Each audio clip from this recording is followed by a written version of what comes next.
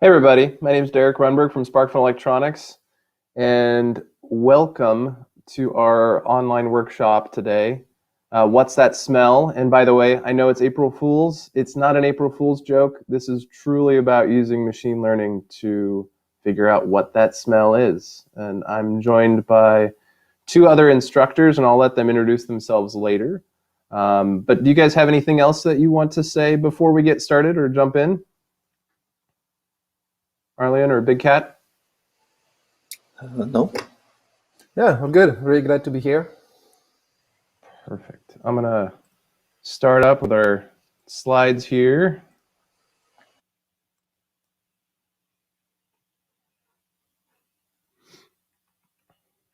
So again, the goal of today is all about making things smarter with Edge Impulse as well as HiMax and SparkFun hardware. So this is a combined effort in terms of a workshop. Our workshop agenda today is going to be introduction. So you'll obviously get to know your presenters today, introduce you to the hardware kit in front of you. If everything's gone smoothly, you should have hardware in front of you. We will be working with it together. We'll get started with the HiMax VI Plus board and then dive into our project time to work step by step through the project together. And then at the end, have some time for Q&A. With Q&A in mind, I will be monitoring the comments and chat in YouTube. And so I can actually interject questions that pop up that I think are important or try to answer them as best as I can. But those will pop up periodically, and I will see if I can get those out to our instructors. Our instructors today, Arlen and Big Cat. How about we'll start with Big Cat. Why don't you introduce yourself, and then we can go from there. Yeah. Hi, everyone. Nice to meet you. I'm Big Cat. Work on system development at HiMax. Perfect. Yep. Arlen?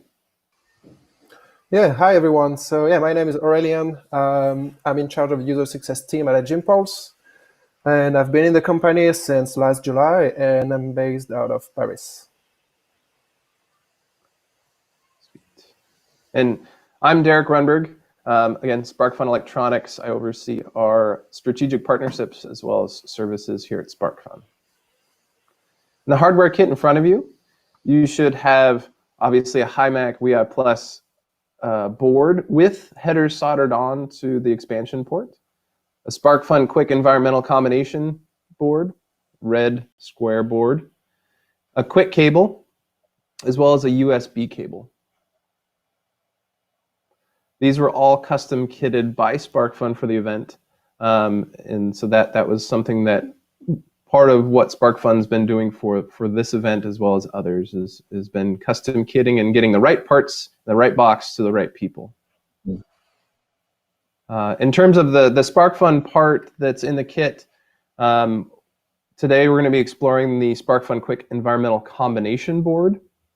This is actually two sensors on one board that we combine together. The Bosch BME280, which is temperature, humidity, barometric pressure, and altitude, all in one sensor. And if that wasn't enough, the AMS CCS 811, which is an indoor air quality sensor. So that picks up VOCs and equivalency of CO2. So all of that on one board that connects via I2C and our quick connection.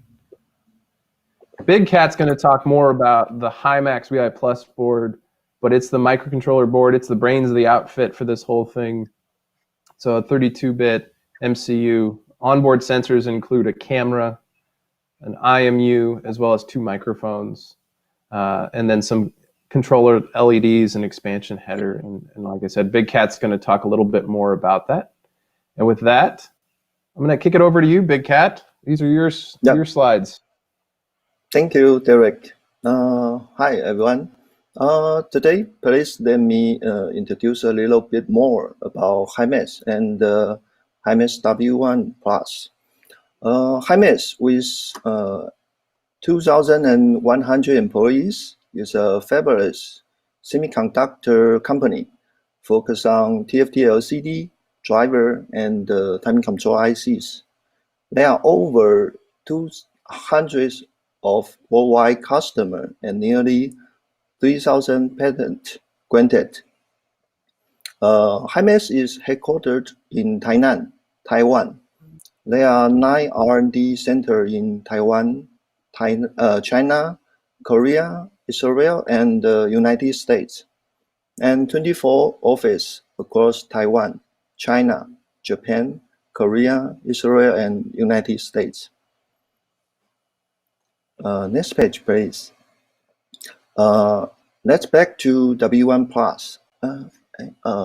Sorry, can you move to previous page? Thank you. Let's back to W1 Plus. Inside W1 Plus, there is ARC EM90 DSP with SY multi-banked memory, which help to improve Mac per cycle performance. It's very useful for neural network inference. And there is hardware image accelerator for inside W1 for computer vision. For example, like motion detection block, we can set sensitivity threshold for motion detect to trigger event, and 2x2 filter for the ROI and downsampling. 5x5 filter for demosaic and LBP filter. JPEG codec for hardware encode and hardware decode. There are also Hawk extraction and resampler for use. To achieve the ultra low power in W1 Plus, we got multi-layer power management architecture, which only power necessary circuit needed. You can also switch to use internal LDO or external DC-DC for different power management. Next page, please. There is hardware security engine inside W1, so we can support security pull-up, security communication between SoCs.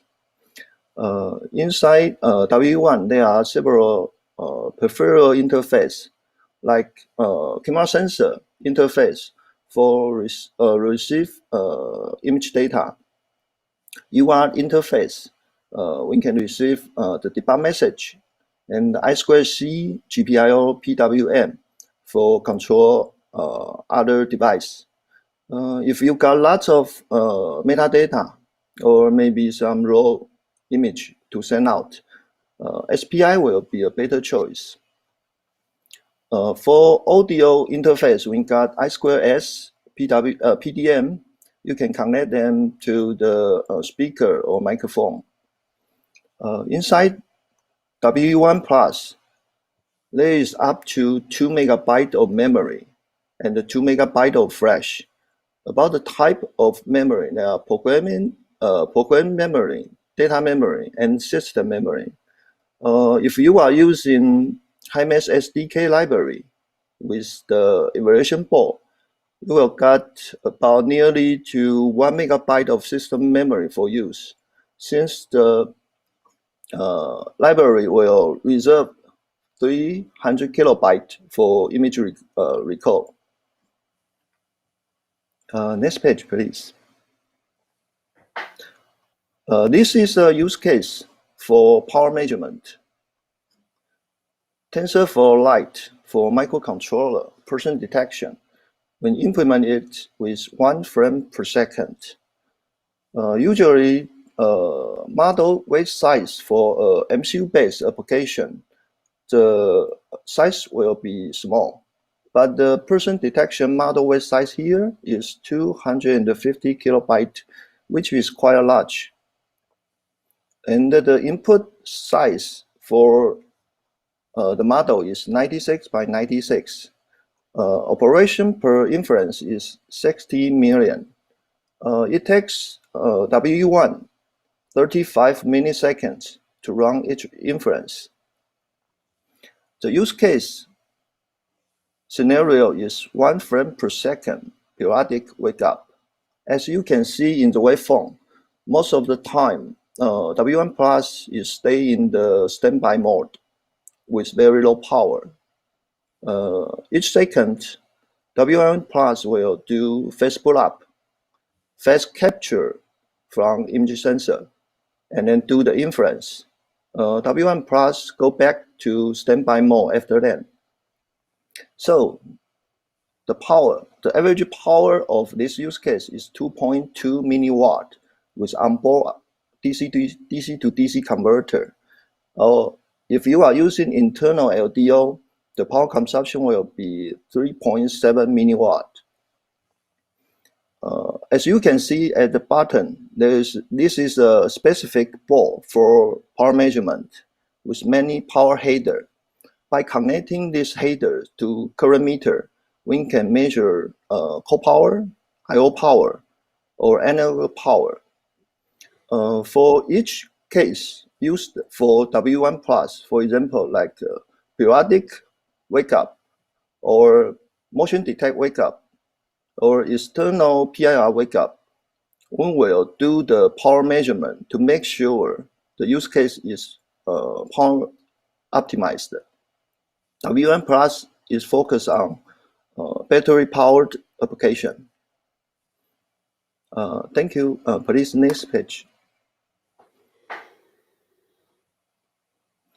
On this page, we also provide a highly integrated evaluation board for algorithm developer. The only things you need is one micro USB cable. By connect the board to PC, you can develop your own algorithm model. Build the model, send it to the W1 evaluation board, and check debug message on PC. On the board, there is an image sensor, HM0360, always on VGA sensor, so that we can do the vision inference like person detection.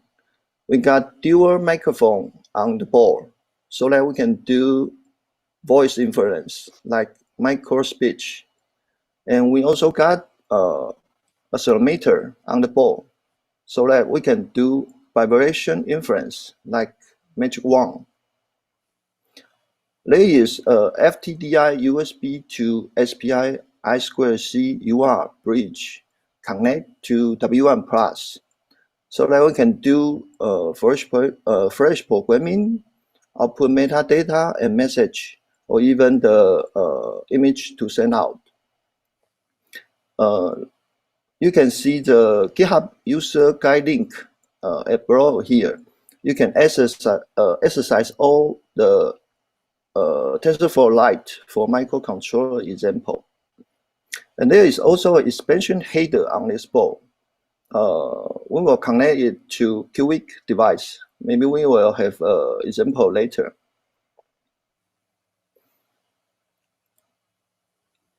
Okay, so let's look at like this is a Himax GitHub page. This is a user guide for you, step by step, to deploy the TensorFlow Lite for microcontroller example to Himax W1 evaluation board. So first step, you can type make download command. It will download all necessary model Himax SDK third-party library. And then you can choose the tool chain to build. Currently, we support MetaWare and the GNU. And then you can select the example to build. There are 4 examples here now. Magic Wand, micro speech, person detect, and handwriting.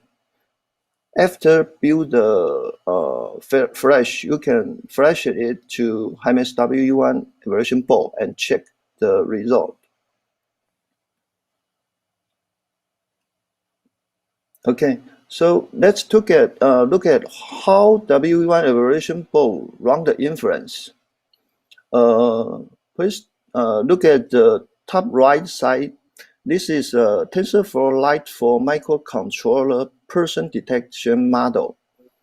The input size is 96 by 96. and the output array is 1 by 2. The two output values here are person score and the non-person score.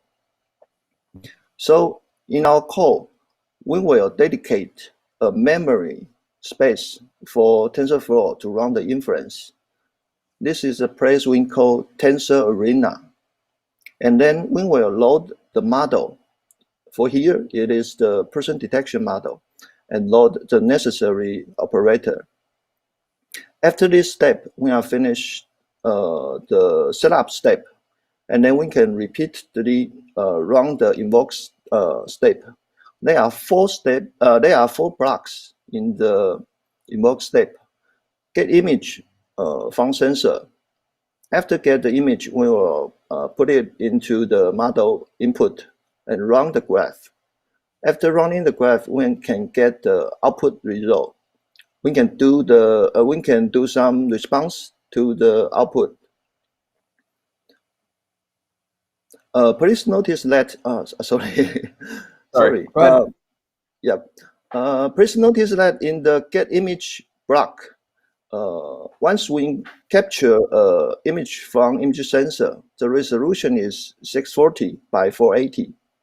But here the model input is 96 by 96.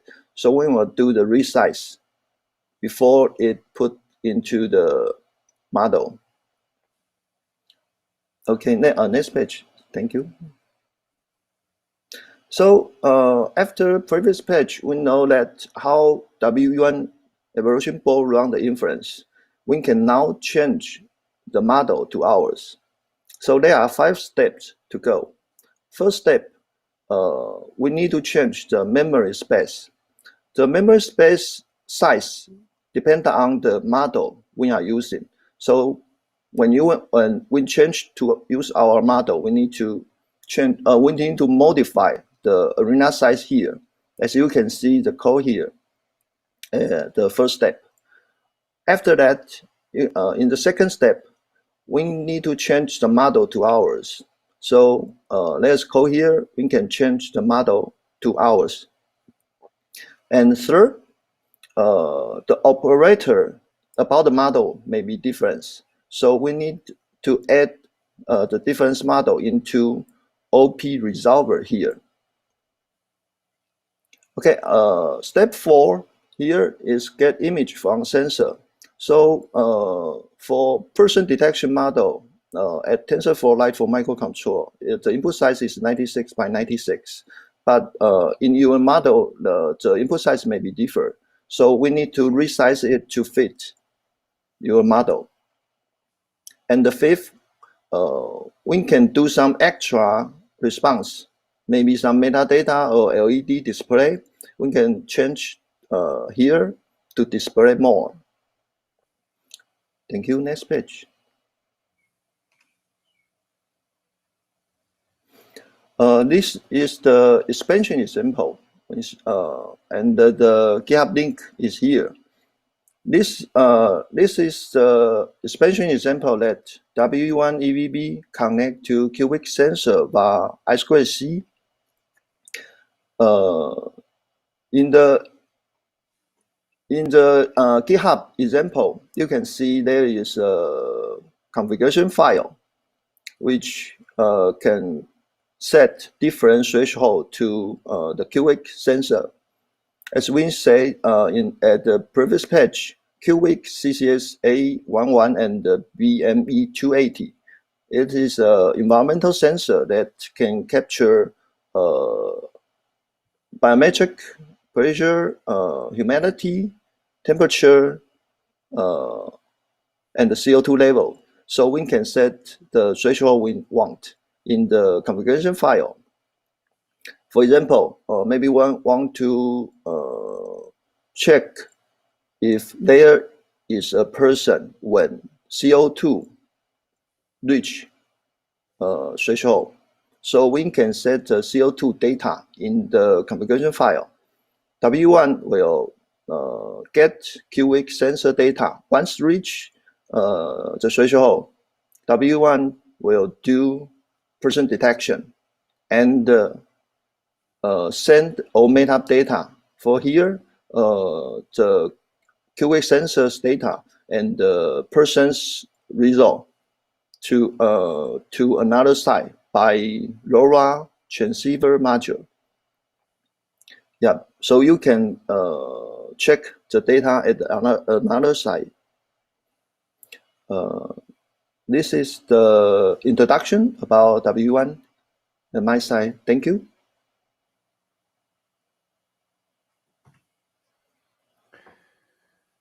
So now we've come to the Edge Impulse part of the whole thing. So we've done hardware introductions. Now it's off to Arlen here in terms of introduction to Edge Impulse. And I believe everybody should have done their homework in terms of kind of getting things up and running for an initial tutorial. But I'm going to hand it off to you, Arlen. Yeah, great, thank you. So yeah, we've got the whole project set up on GitHub. So you will get the link on the YouTube channel probably like in a few seconds. Just mentioning that now because if you want to go up to the end of the workshop where you deploy your classification application on device, we will use Docker to build the firmware. So I would suggest that you install Docker if you haven't done it yet. But yeah, just have 2-3 slides before we start diving into the workshop. So basically, just a few words regarding Edge Impulse. So, when we talk about machine learning, most of people think of big data centers with tons of GPU to train very big models. But what we are aiming to with Edge Impulse is to deploy machine learning models directly on devices. So it's what we call embedded machine learning. You may have heard of TinyML as well. And so the idea is you take sensors, raw data from a microphone, for instance, from a camera, from a CO2 sensor or TVOC like we have today. And then you build your model on the Edge Impulse platform, you train the model, and then you can create a C++ library, and this is what we will see during the workshop, deploy it back to your device and run your inference directly on the board.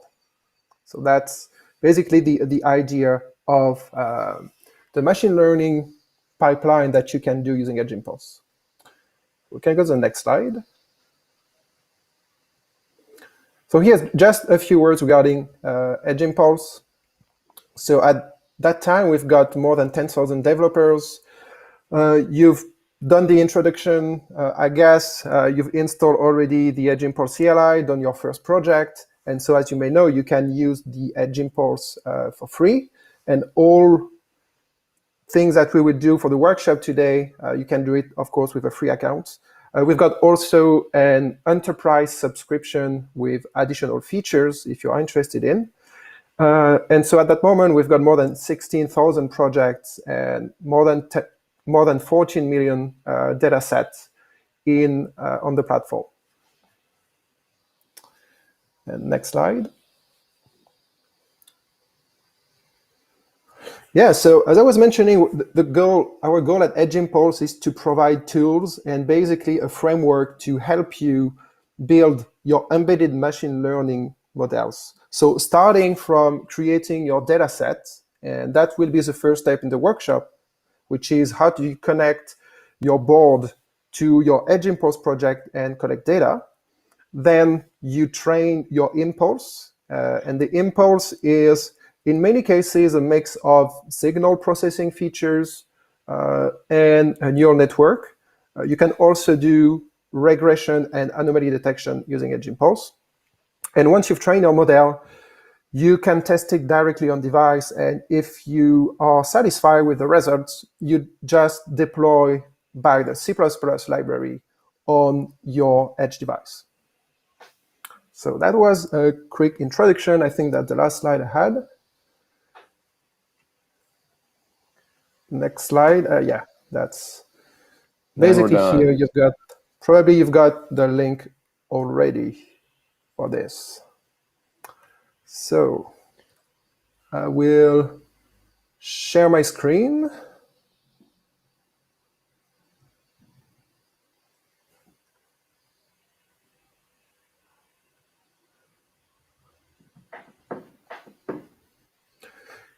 Yeah, we're all good. So that's basically the projects we will use today for the workshop.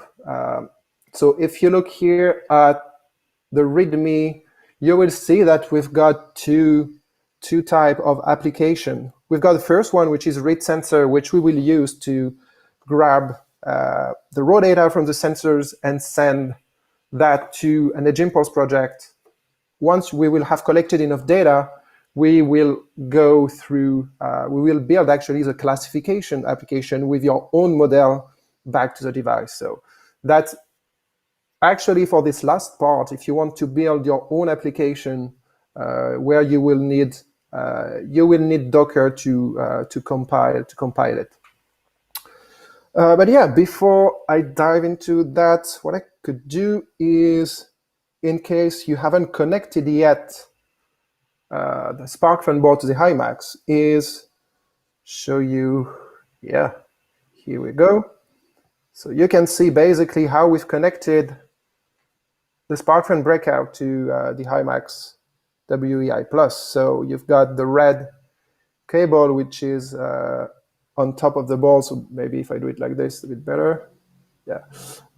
Red, which is, yeah, the top left pin. And then the last three pins, you got yellow, blue, and black. So red is the top one, and then you've got yellow, blue, and black, which is the last three pin of the board. All right. Cool.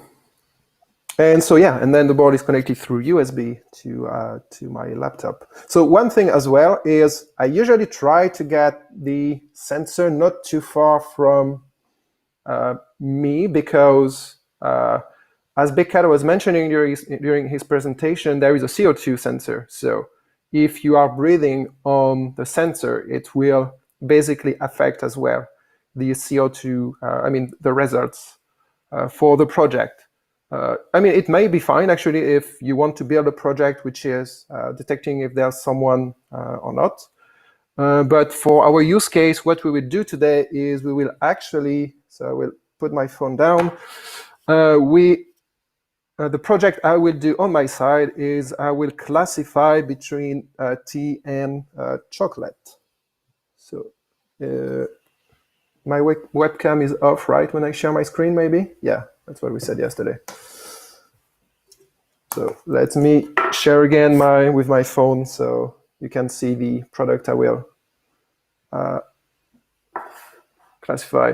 Got my nice relax herbal tea, and here my chocolate. So basically we will just put the sensor into each box and then to basically classify and collect data. Okay. Back to here.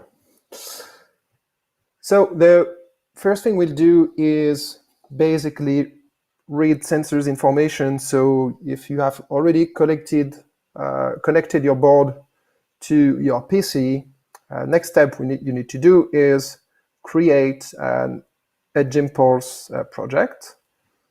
So, or I can just say like tea or chocolate, because that's basically my use case. So tea or chocolate. And now I've got my new project, which has been created on the platform. And so what do we need to do next? So next we need to basically collect some data and forward the data to the Edge Impulse project. So if you have already downloaded the GitHub repository, so you can either download the zip file from here, or if you have Git installed on your computer, you just clone using the address here. So I will switch to my Visual Studio Code, where I have basically my GitHub repository here. And so the first thing we'll do, as I said, is to read information from the sensor. So you go into the read sensor directory. And so you've got access to the source code here of how we basically read the sensor information and forward it to the Edge Impulse project. But we've already compiled the application, so you don't need to compile it again. As you have the Edge Impulse CLI installed on your laptop, you should have it if you've done the introduction. As part of the Edge Impulse CLI, we've got this HiMax Flash tool. I will actually zoom in a little so you can probably see a bit better. Yeah. So we've got this HiMax Flash tool that you will use to flash the read sensor application to the HiMax board. So let's do that. Ask to basically press reset on the HiMax, and it's flashing the application right now. And so once the application will be flashed, we will use another tool part of the Edge Impulse CLI, which is a data forwarder, which what the data forwarder does, it's listening to the UART, and basically in our case, the HiMax board is reading sensors information and sending the raw data onto the UART, and then I need to press reset, and then we've got the data forwarder, which we use to forward the data to the Edge Impulse project. All right, so we should be good here.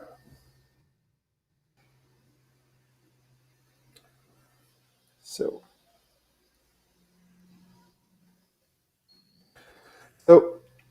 once you've flashed the application, you will be able to collect data. So you can either use directly the data forwarder, or if you have like a serial terminal application, what you can do is start just to listen to the type of data that we are forwarding in the UART. So I can actually show you on this other window, which is very small for you.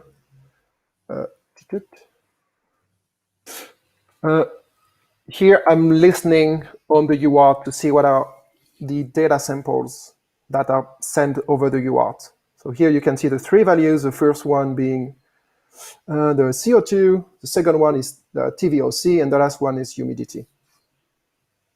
So yeah, it's a good idea to know like the type of value you will get. You will see that once I start collecting data for like the tea and chocolate, you've got like a ramp up phase, which could be like up to 20, 30 seconds, because it has to stabilize to read the TVOC, and the air, basically the air environment is changing rapidly.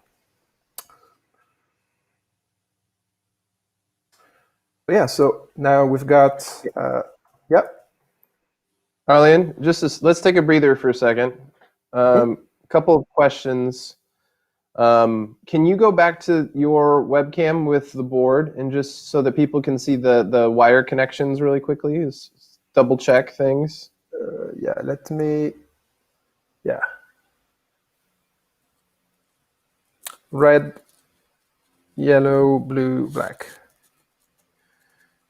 And then can you speak to, while people are kind of getting caught up a little bit, can you speak to a little bit about the Docker use case here? A couple of people have mentioned that they weren't prepared for Docker, but I just wanted you to kind of speak and elaborate on the Docker use case here a little bit more.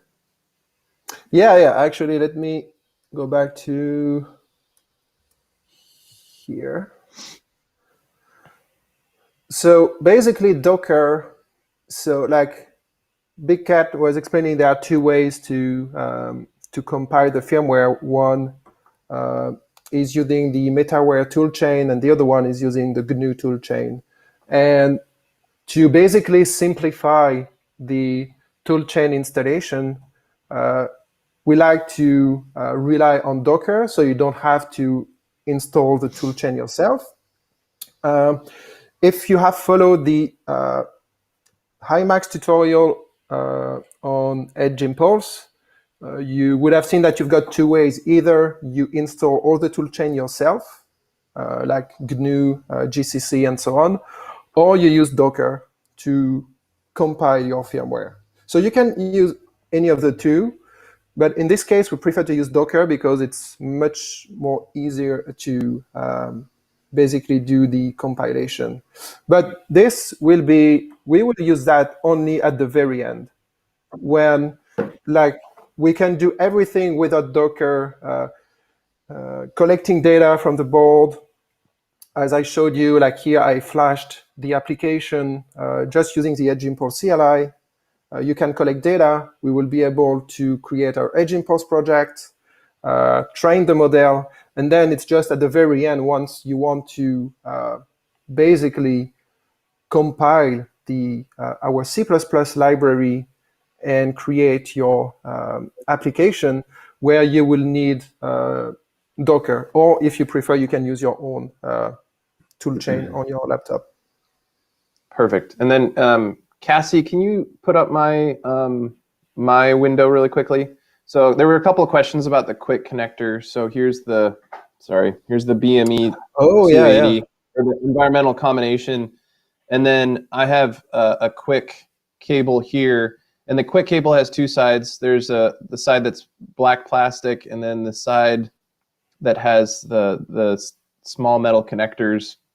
The connector is tabbed or keyed, and so the metal parts should be facing down towards the PCB, and you can actually plug it into either end of the board. So this all our quick boards that have two ports are a pass-through for the I2C connection. And so you can actually use either end however you'd like. If you tried to put it in upside down, it's actually not going to insert. So you can actually plug it in like that. And then it's a pretty good friction fit there as well. So for those of you that are, Quick is new to you, that's a quick 101 on that one.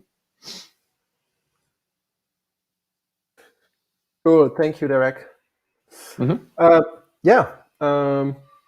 So back to our project. So as I was mentioning, Docker, that's really at the very end that we will use it. So if you don't have time for it during the workshop, the GitHub is available publicly, the repository. So you will be able to do it afterwards as well if you have to. So back to here, as I was showing you, I've basically flashed the application inside the read sensor directory. So using here the HiMax Flash tool, which is part of the Edge Impulse CLI. And this image, this firmware, is available already inside the repository. So I have flashed my board. And yeah, as I was saying before, we are going to use the Edge Impulse data forwarder to send the data to the Edge Impulse project. And we actually have sensors.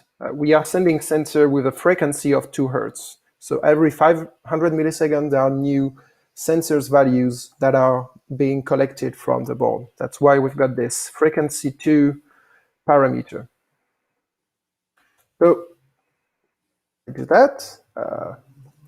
Actually, yeah, I haven't connected to my account. So you may have to enter your own email and password, but normally you should be good if you have already followed the tutorial. So I'm just using here my demo accounts and grabbing my password real quick. Yeah, and I am connected to my Edge Impulse account. And you can see here the last entry, which is the tea or chocolate project I just created a couple of minutes ago. Okay, we'll select this one. So when you use a data forwarder, it asks which basically are the sensors that you are connecting. So the first sensor which is being read from the board is the CO2. And we've got the TVOC. I mean, you could put whatever you want, but it's better to have something that is meaningful. So we've got CO2, TVOC, and then humidity. So we are not using all the sensors available on the board, but using CO2, TVOC, and humidity, you will get usually really good results to classify like food, for instance, or to monitor some air pollution as well.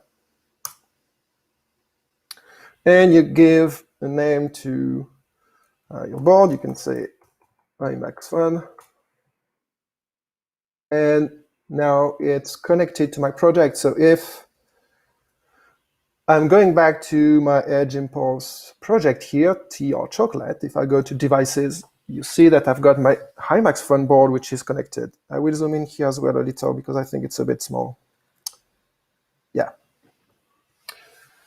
Okay, so my board is connected. So now I can start doing some data acquisition, basically. All right. So board is connected. Right now, the sensor is just in open air, so we will just basically record the ambient from the sensor, and we can use like 30 seconds. So for this type of use case, like if you want to classify 2 to 3 different type of items or food or whatever, having 2 to 3 minutes of data for each class should be good enough. So we are going to collect 2 to 3 minutes basically of data for here the ambient, same thing for tea and same thing for chocolate. And so here I've collected. You can see here, like the orange graph, it's basically the CO2. You see it's varying a little. It's also because I'm actually speaking.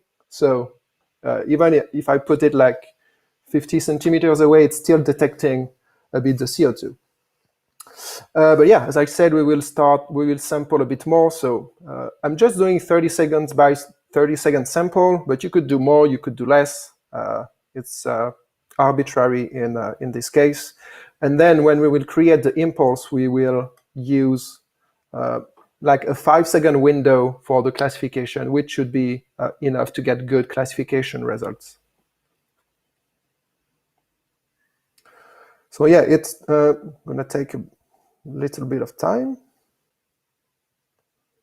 So basically 2 minutes per sensor. So yeah, if I don't know, Big Cat, Derek, you have any comments, or if there are any questions on YouTube, let me know, because right now I'm just clicking. That's not too difficult. I just wanted to, there's been a couple comments about the board getting warm, and I just wanted to say that that is normal behavior for this board, that it does get warm after a while. So if yours does seem to be getting warm, you are okay. Yes.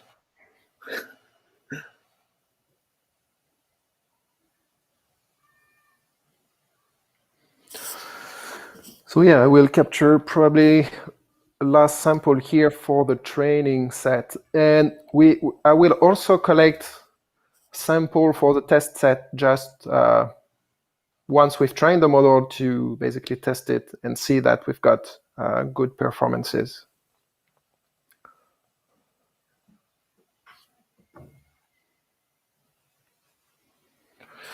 Okay, I think 2 minutes here should be good. We will see during the training if it's not good enough.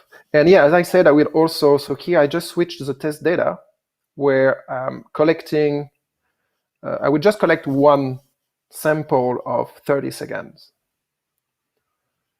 And we will use that during the model testing part.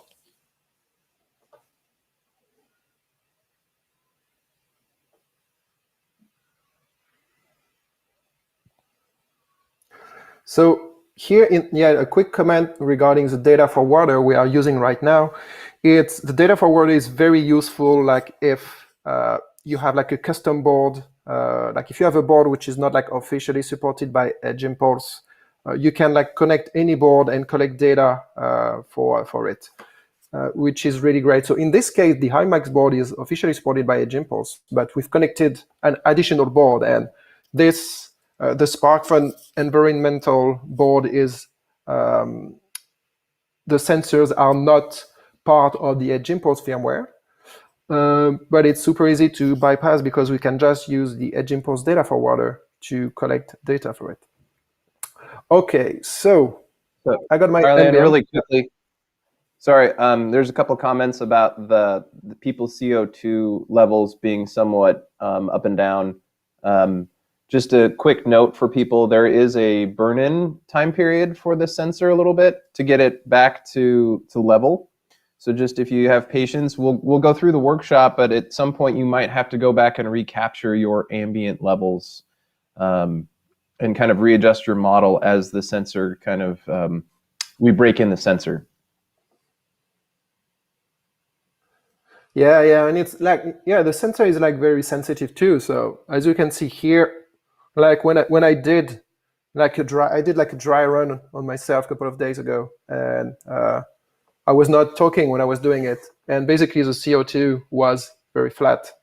But now, as I'm talking quite a lot, it's still varying actually a little, but that's expected. And yeah, as Derek mentioned, you've got like, if you want to have like ideal results, it's good to respect the burn-in period for it. Okay, so what we'll do now is I will switch to basically monitoring the chocolate from the board. So I switched the sensor to put it next to the chocolate box, and you will see actually like if, let me turn that off. If I listen to the serial port, you see here the value, so it's probably going to increase still a bit more because there is a ramp up for the sensor. But you see that the values are very different because like the first value, which is a CO2, in the ambient, it's around 400 to 500 here in my apartment. The TVOC was close to 0, I think, probably between 0 and 10. And here you see it's very, very different actually. So that's actually, I mean, it's good to have different values because it means we are detecting something new. So I would just stop my serial terminal and just switch to my usual data forwarder to basically sample data for my chocolate. So back to my project. Here we are. Chocolate. And start sampling.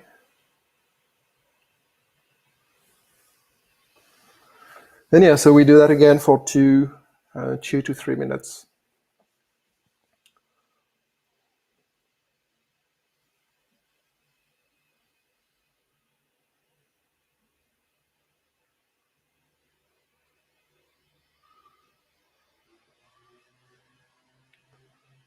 So regarding the meaning of the value, it's for the TVOC, I think it's part per billion, if I'm right, and it goes up to 32,000. You've got the information in the datasheet. There is a link to the datasheet on the GitHub repo. But here you see we've got the orange here, which is CO2. It's at 1,700 roughly. And TVOC, it's around 400. So it's still like not that much organic compound because this value can go in the tens of thousands. If I said something wrong, direct, yeah, let me know. I think it's what I was grabbing from the data sheet. No, that's you're good so far. Okay, cool. Yeah. And yeah, when I'm sampling right now, yeah, if there is any question, feel free to ask me too.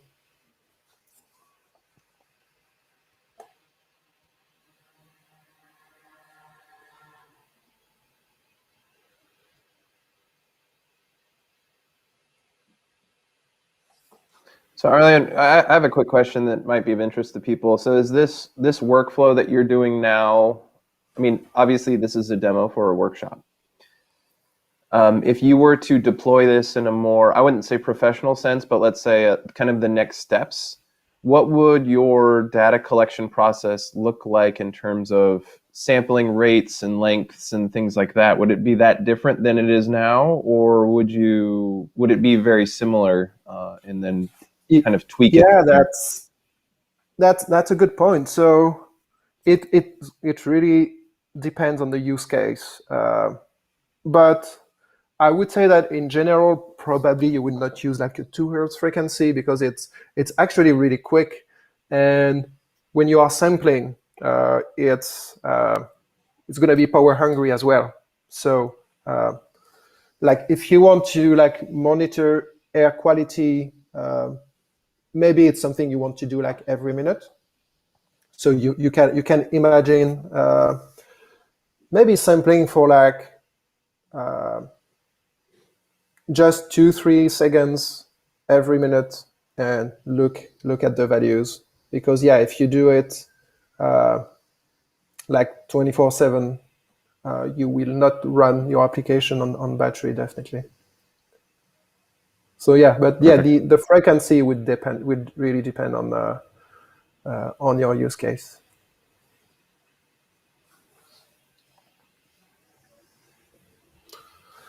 Okay, it's sampling. I think time-wise, we are not too bad. Then I will just collect data for the T. Oh, I mean, I could stop here as well, and we will just have like 2 classes. But oh yeah, so yeah, I was looking at the questions here.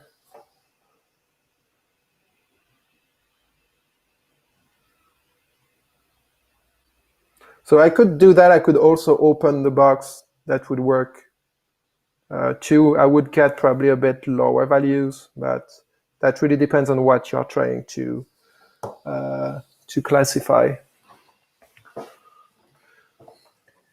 And to be clear, it's not sitting in the chocolate, so it's not in the powder itself. It's just sitting above it in the container. Yeah, that's right. But yeah, I was using the cover the other day. It's kind of a funny story, because I had trouble to get good results, and while I was working on this project, I was actually drinking a beer, and the sensor was actually collecting. I mean, it was detecting like organic compound from my breath, and it was really affecting actually the results. So it was very interesting. I can definitely see that. So yeah, but I can also see that I can also see that as if you were to dunk it in powdered cocoa powder, that you'd probably end up gunking up the sensor as well. So that's why I just want to have people be careful with it and making sure we're keeping it out of a dusty situation. Mm-hmm.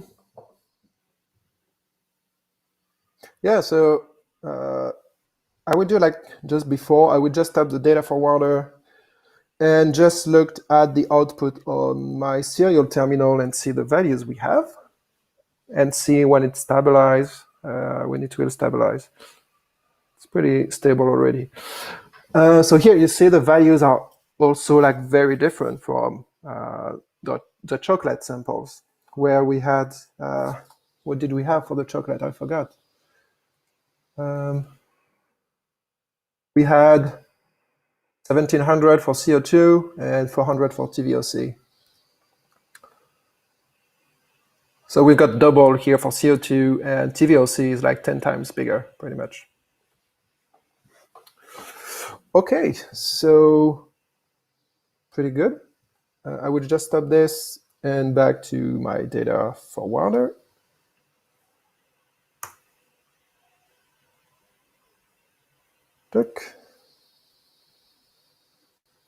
And start collecting my T samples.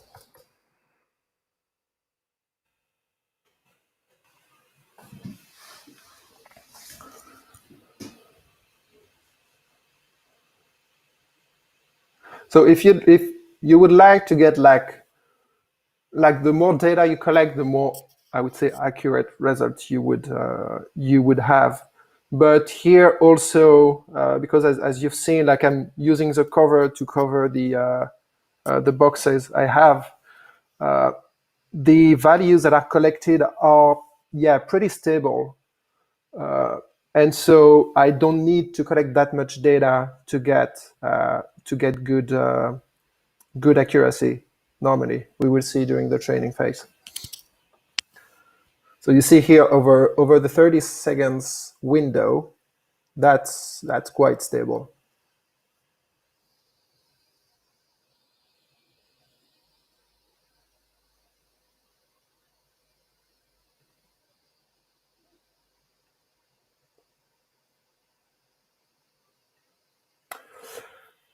Okay. Arlene, are you at a spot really quickly to do a little bit more in-depth around how to use the data forwarder? Are you in a place where you can do that, or is that something that maybe when you come back around to using it at some point that that we go in a little more depth there? Yeah, actually, let me switch quickly to the documentation where it's sampling. And so when you go on docs.edgeimpulse.com, you've got the EdgeImpulse CLI section, and then you've got documentation regarding the data forwarder. So here you can find all the information for that. I'm just going to go back and forth to start a new sample. I've got 30 seconds. So yeah, the data forwarder, as I was saying, it's basically listening to what the board is sending over UART and forwarding the data to your EdgeImpulse project. So it acts as a proxy. And regarding the protocol you need to use on the board, it's very simple. So here it's like a CSV format, basically. You just write on the UART the different sensors that you are collecting. And then you just put a comma between the sensors value. And so this would be one sample, this would be a second one, and so on. And you can see here we've got an example Arduino application, but it would be something very similar if you do it in C. And if you look at the read sensor on the repo, you look at the main.cc, you will be able to see which code we use for the data forwarder application.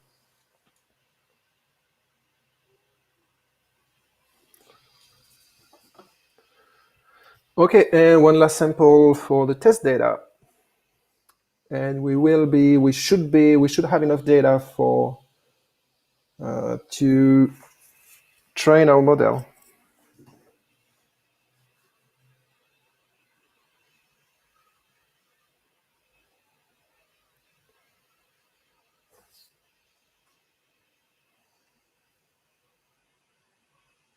So in general, when you collect data between training and test data, it's usually recommended to have like 80% of your data set in the training data and 20% in the test data. So I think we are pretty good here, yeah, because 4 samples here, 1 in the other one. Okay, so we've collected basically enough data for that. So we go to the impulse design. And I was mentioning that just before, we should have good results using a window of 5 seconds. So what it means is that basically we will collect 5 seconds, the board will collect 5 seconds of data from the sensor, and we'll run the classification on this 5-second window. And because as you have seen, there are some variation in CO2, in TVOC. When you capture, 5 seconds should be big enough to let the classification run correctly. And in the processing block, we'll just use raw data. So we don't do any pre-processing on it. So we just use the raw data and then feed that into the neural network block. And you will see in the neural network, we will use a kind of a specific architecture for our model. And so I save the impulse. Okay. So quite simple. Basically, we just got the neural network classification. And you will see in the raw data, we are basically going to rescale a little the features, because as you can see, we've got values between, in my case, between 0 and 3,000, 4,000 maybe. But a neural network, usually it runs much better if it has data between -1 and 1, or between 0 and 1. So what we could have done is just do some normalization directly inside the firmware, but we can just use here this rescale. And here I'm using this 0.0001, so 3 zeros after the point. And using this scaling, I've got basically all my values that should be between 0 and 1.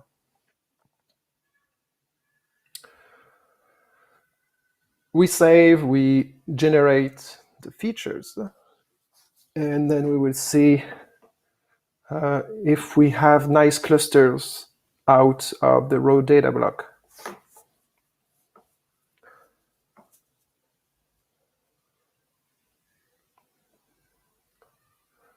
Okay, so it's almost done. Here we are. So in orange, I've got my chocolate samples, and in green, that's the tea, and in blue, that's the ambient. So you see, like we've got, it's interesting, there are like 2 clusters for each, but they are pretty distinct, right? They are not overlapping each other. So it should be, the neural network should be able to learn really well from that. So I'm moving the neural network classifier now. And for this one, we'll actually use a different architecture. So instead of a dense network, we will use a 1D convolutional network for it. The dense neural network should work, but we may have a risk of overfit in this particular case, also because I don't have a lot, I haven't collected a lot of data. And when we use raw data, usually a 1D convolutional network is giving pretty good results, and it avoids having overfitting. So I will just create it here. On the GitHub, there is a link to a public project, which is basically the one I did a couple of days ago, which is what we are doing again today. But you can also look at the public EdgeImpulse project to write the neural network architecture. So we have here, the first layer was a reshape layer. We have 3 sensors, and that's why we are reshaping to 3 columns.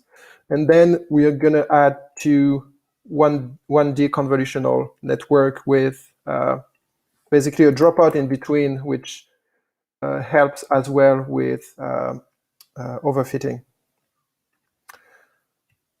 So if you're not very familiar with machine learning, that's all right. But this architecture that we are building, it's quite a classic 1D convolutional network for time series data. I forgot something, right? Yeah, the dropout for my second 1D. Oh, move it here. Okay. And yeah, let's see, 30 training cycles. Let's see if it works. Maybe we'll need to train a bit more.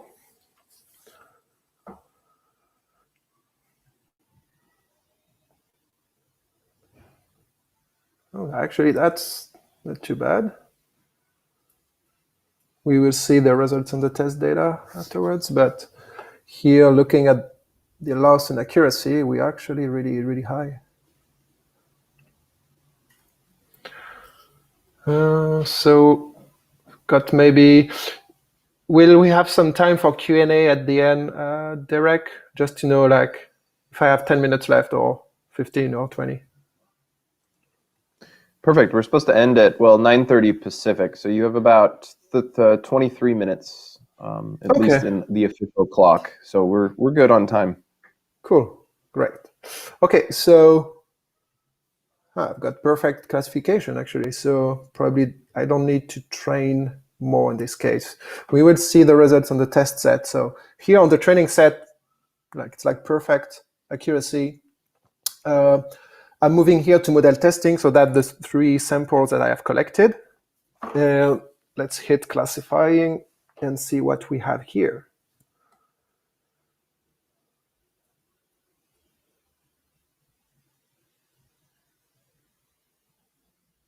Oh, interesting. We have the T, which is pretty good. And then ambient and chocolate is uncertain. May need to train my network a bit more then. It's not that bad. It's just, okay, yeah, 52% accuracy. Something we could manage, actually. But yeah, we could try training on more cycles, and that should work.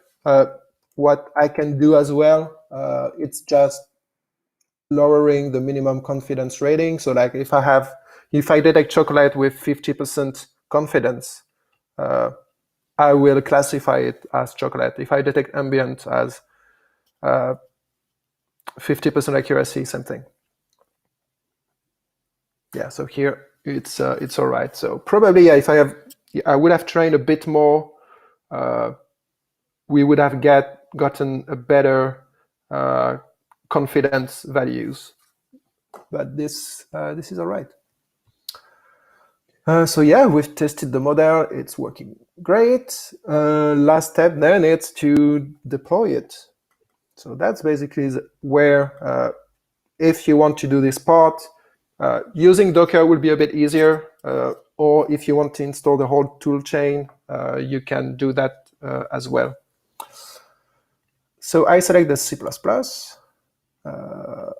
and enable the Eon compiler, and we will probably we will see quantize or unoptimize depending on the accuracy. Same accuracy, so we'll use a quantized version for the neural network, and we build the model.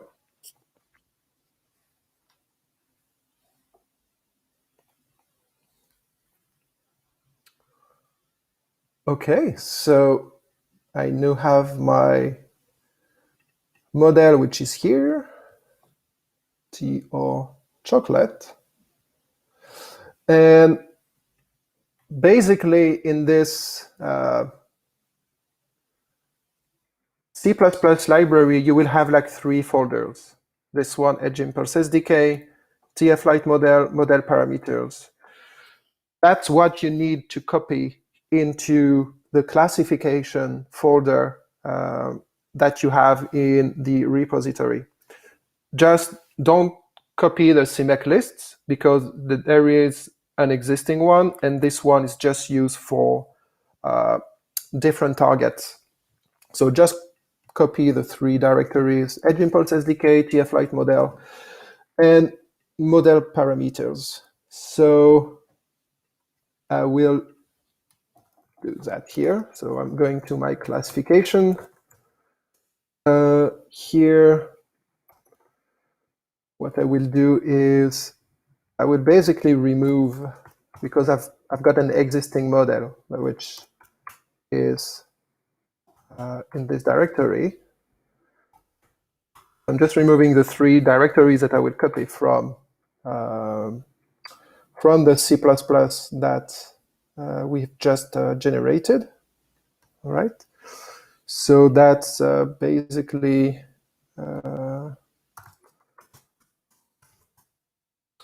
what was the name again? Your chocolate v1. Okay. Your chocolate v1. pflight. I copy the model, and then the Edge Impulse SDK.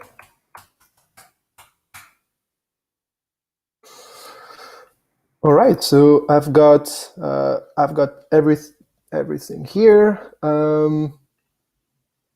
So this is where we will use Docker to build the application. So if you go into the GitHub repo, you go into classification. Here you will get another README regarding which commands to type to basically generate the firmware. Okay, so that's the command I will use here. So I'm gonna just copy paste them. So Docker build.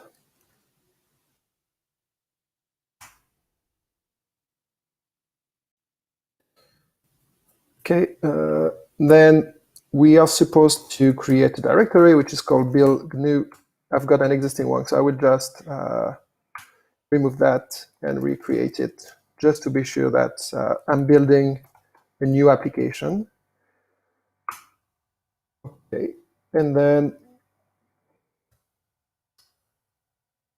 I'm running my commands to here configure CMake using Docker.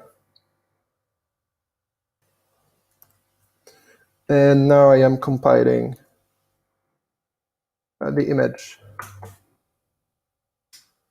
And it should work. Let's see.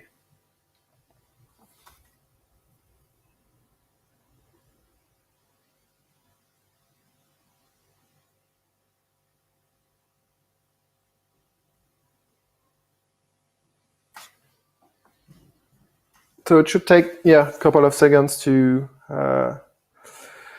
compile.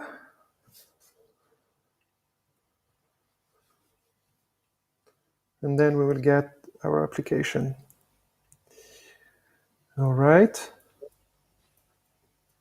Oh, never mind. And we, yeah. Yeah, it's red, but it's fine. It's just total image size here. So yeah, we've got the image here, and now we can flash it. So using the same command as we used at the beginning for the read sensor application. So it's using the IMAX flash tool. Great. I press reset on the board, and it's flashing.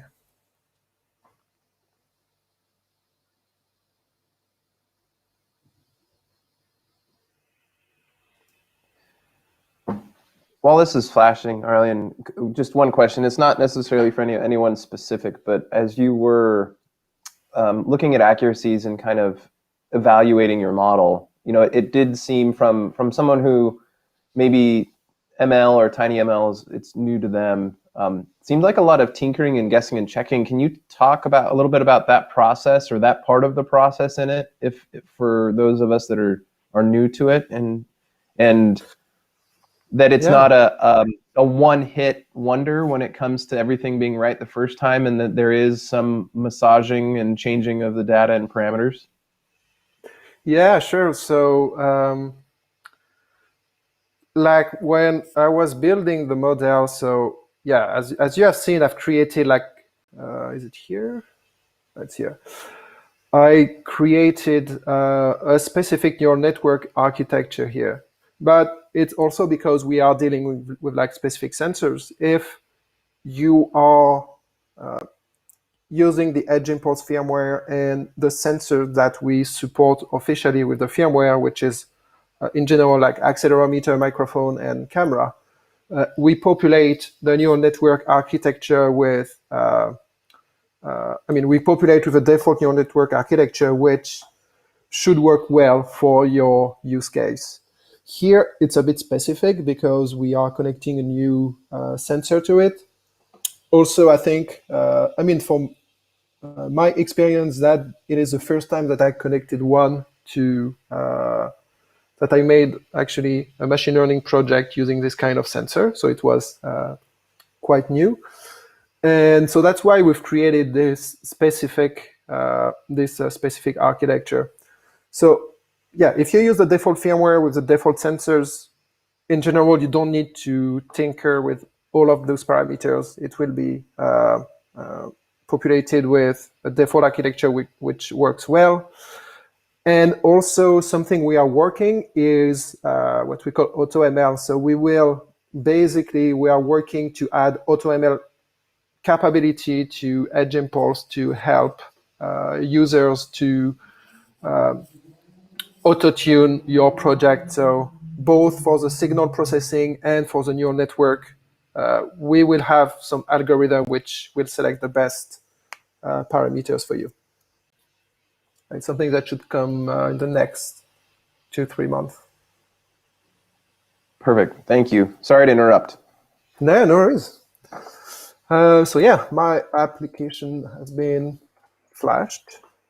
So now that we've got the application running, what we can do is I can basically listen to the serial port. So what the classification application does is that it's running the machine learning models that we have developed, and it is forwarding the sensor's value to the serial port.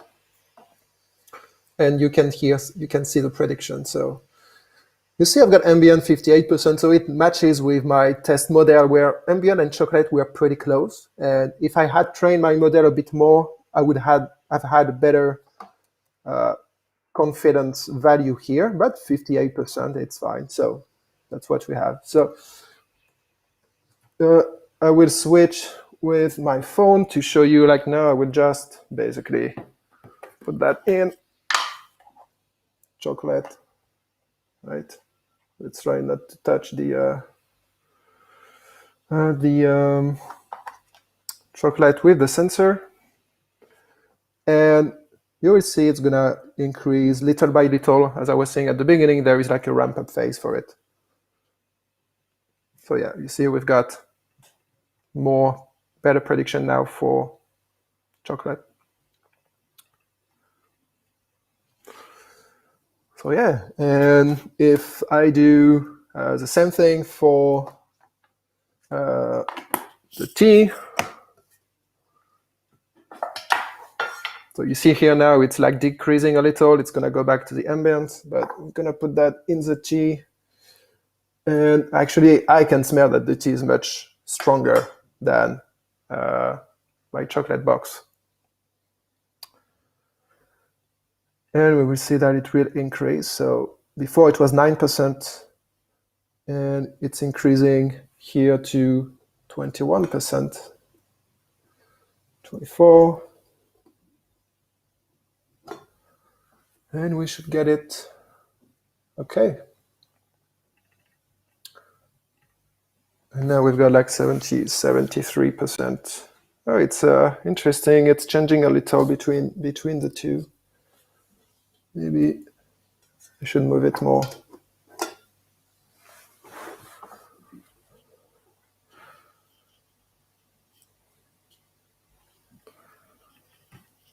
So yeah, that's basically the end. We managed to finish on time. Perfect. Yeah, and we have about 10 minutes left for Q&A. So it's going to be a little weird because I am going to have to, if you have questions or comments, please leave them in the chat on YouTube, and I will try to relay them to the rest of the group. But if people have questions for any three of us, but specifically Arlen, about that was I learned so much, to be honest. Even though I've kind of gone through the project or similar projects before, that was really, really good workshop and project, and I'm excited to play with it in terms of. We were actually talking 2 days ago when we were prepping for this, talking about, hey, could you tune it enough to classify different alcoholic drinks, so different red wines maybe, or anything like that. But maybe not with this sensor, but it'd be interesting to play around with it a little bit more. Yeah, definitely. Yeah, thank you for your feedback. Cool. So I'll leave it open for a couple of questions. Big Cat, do you have any last minute comments or questions? Yes, I'm wondering that the scalar value Aurelian just set, will it affect if the result is not in 0 to 1 range? Yes. What was your question? Yes, during your demonstration, you just set the result, like the result we got like 3,000, and you scale it to 0 to 1. What will happen if, because maybe we are not so familiar with machine learning, what if we set a wrong scalar? How will the result look like? Yeah, I mean you will get not that good accuracy also, because in general neural network you've got like activation functions between layers, and those activation functions will work better if you have data which is normalized, so between -1 and 1 or 0 and 1. So that's why we are going through this process. Like if for instance you do an audio project on Edge Impulse, we are automatically doing the normalization. So when you do audio here, instead of having this raw data block, you would, if you want to do like speech recognition for human voice, you would use this audio MFCC. And when you use that, we automatically normalize the audio between -1 and 1 in this case. So it's important to get this normalization. But here, because I was using this raw data, there is no specific signal processing. So I'm just using here the rescale to basically do a simple normalization of my project. It's like a very rough normalization. If I wanted to do it correctly, I should normalize sensor by sensor. So I should have a normalization for my CO2 axis, normalization for my TVOC, and another one for humidity. Because as you can see, the values for my sensor, like if I look at the chocolate, for instance, the range is very different between the three, right? Humidity is between 0 and 100. Yes. TVOC would go up to 32,000. And CO2, I forgot, but probably a few thousand as well. So if you would like to do it right, especially for production, you would have to use a different scale, a different normalization for the three sensors. And we could have done that. I could have just added 3 raw data here. It's just then my project will get a bit bigger, but I could have done that. And basically for each raw data block, I got one specific sensor, and then I can use a specific scaling for each sensor. Got it. And this would be, this is where you would get best results, I would say. But it's working fine in this case, because what I'm trying to classify between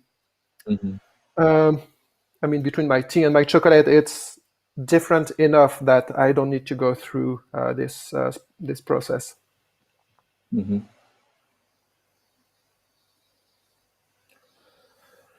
One more question is that this is about sensor data, right? Yep. Yep. So about the image, so is there any suitable number that we need to, for example, like once we capture the camera image, what is the suitable data we need to collect for maybe like 4 or 5 different category? Yeah, so usually you would need like, I would say tens of images. Here it's one project I have where I classify different tools. So I've got here a ruler and a screwdriver, Mhm. and I've got 148 items for 3 classes. But the more Yes. the more classes you add, the more data you would need to get good accuracy. Mhm. So like if I had only 2 classes, probably with, I would say, 20 to 30 items per class would be fine. If you have 5, you would Mhm. probably need like 50 to 60 images for each class. Okay. Yeah, and here, so for image, actually, I've probably collected images with the IMAX board because it's a grayscale, and yeah, in this Mhm. case, in this case as well, if you look here at the image DSP block, you see we've got the process feature we generate are also normalized between 0 and 1. Yes. So yeah. So, Arlan, we have a few people that are getting an error. No Mm-hmm. valid sensor readings from the device using the data forwarder. And so they're not able to read any data from the sensor board. I wonder if you had any tips or tricks in terms of troubleshooting that. Yeah, first thing would be check that you have flashed the firmware correctly. So you go into the read sensor directory, and then you run the HiMax flash tool for to flash the firmware. And then, yeah, it should, like, second step I would do is basically like opening, like I'm doing right now, you just open a serial terminal on with the board to look at the values. Like, do you have values Mm. being printed? So you should have like 3 values separated by a comma. And if that's fine, then the data forwarder should work. So you should, where is my command? You use the Gimpos data forwarder, and here we just override the frequency. We just set the frequency to 2 hertz because that's basically the frequency we use on the device. So that's the 3 steps I would do. First, check that you have flashed the firmware correctly. Then you open a serial terminal to verify that you've got values printed out on the serial port. And once you have that, you use the data forwarder. Perfect. Well, we're right at time, and it doesn't look like there are too many more questions. I want to thank both of you guys because this workshop would not have happened without either one of you. So thank you very, very much for putting in the time and effort to get this workshop off the ground and running an excellent experience today, especially virtually. We were talking earlier, and I was how much we miss in-person conference workshops. And we can't wait to get back. We can't wait to get back to it. So at some point, maybe we will all see each other in person, but until then, it's going to be through YouTube. So thank you all very much, and thank you to my co-instructors as well. So yeah, thank you everyone. Thank you, Thank you. Derek. Thank you, everyone. Thank you, everyone. Thank Bye. you, Derek.